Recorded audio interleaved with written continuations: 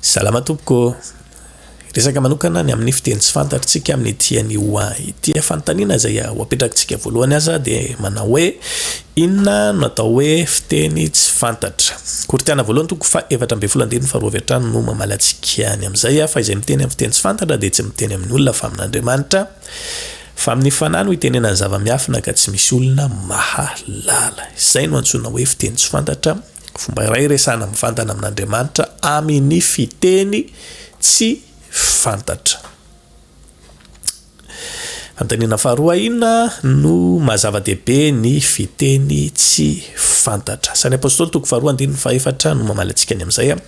Ary samy feny fanahy-masina avy izy rehetra ka dia niteny tamin'ny fiteny maro samihafa araka ny nampitenenany fanahy masina azy. Izay no mazava-dehibe ny fiteny tsy fantatra amantarana ny olona anankiray fa feno fanahy masina izay rehefa miteny tsy fantatra.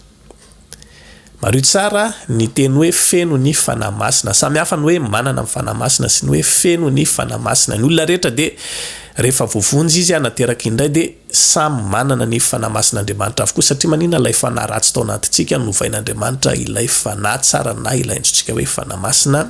Tsy midika avy hatrany nefa akory izay fa hoe feno ny fanahy masina isika.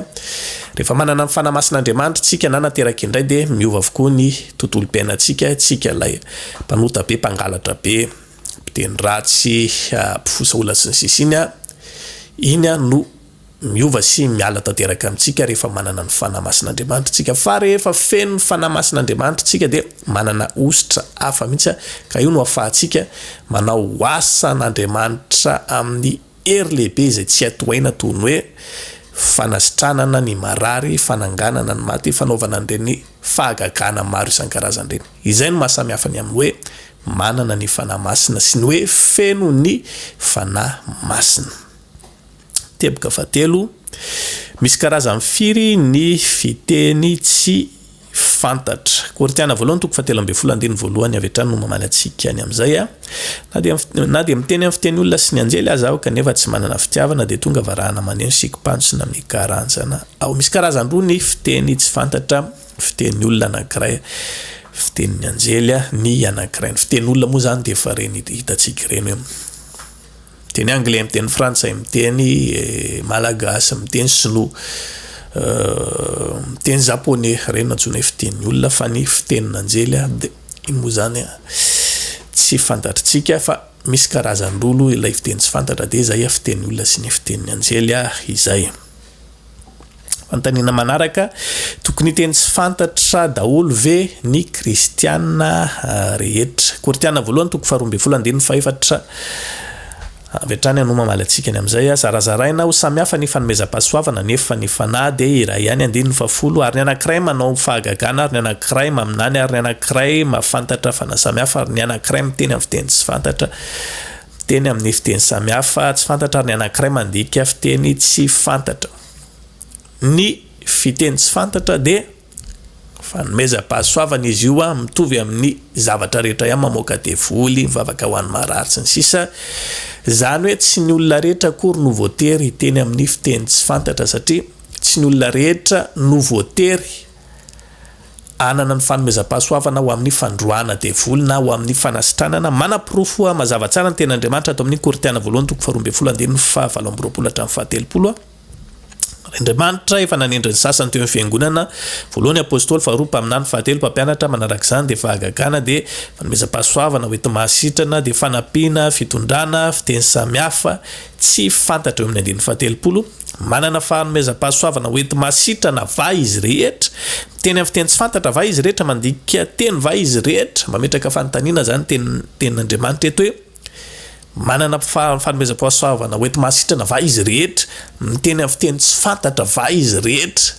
Avy hatrany dia tsy nivalana satria maninona efa eo ihany tenin'Andriamanitra manambara amintsika tetsy amin'ny tapany voalohany tetsy fa ny sasany natao apôstôly, ny sasany mpaminany, ny sasany mpampianatra, ny sasany mpanao fahagagana. Tsy voatery ny olona rehetra na isika kristianina rehetra akory dia hiteny amin'ny fiteny tsy fantatra daholo fa amin'ny mahafanomezam-pahasoavana azy dia ny fanahy masina no mitsinjara azy araka izay fantany fa mety ho an'ny tsirairay avy. Fanontaniana manaraka ampiasaina amin'inona ary ity fiteny tsy fantatra ity? Kortiana voalohany toko fa 7:12 faharoa fa izay miteny amin'ny fiteny tsy fantatra dia tsy miteny amin'ny olona fa amin'Andriamanitra fa mifanano itenen'ny zava-miafina ka tsy misy olona mahalala. 4 izay miteny amin'ny fiteny tsy fantatra dia mampandroso ny tenany fa izay maminany kosa mampandroso ny fiangonana.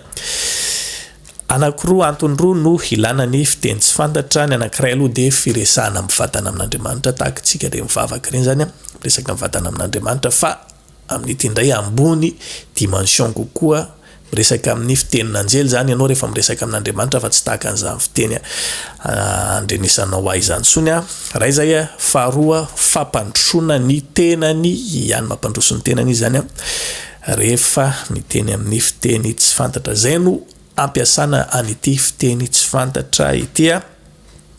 Fanontaniana manaraka ahoana no afantarana fa tena miteny amin'ny fiteny tsy fantatra marina ilay olona fa tsy olona miblagy fotsiny na raha mamorona fotsiny. Misy olona mamorona mihitsy amin'ny fiteny amin'ny teny tsy fantatra ity vetivety izy dia manao rebabababa barorororo riry azo foronina tsara mihitsy ny fiteny tsy fantatra dia ahoana ary ny fomba hamantarana hoe tena miteny amin'ny fiteny tsy fantatra marina ilay olona sa mamorona fotsiny ihany.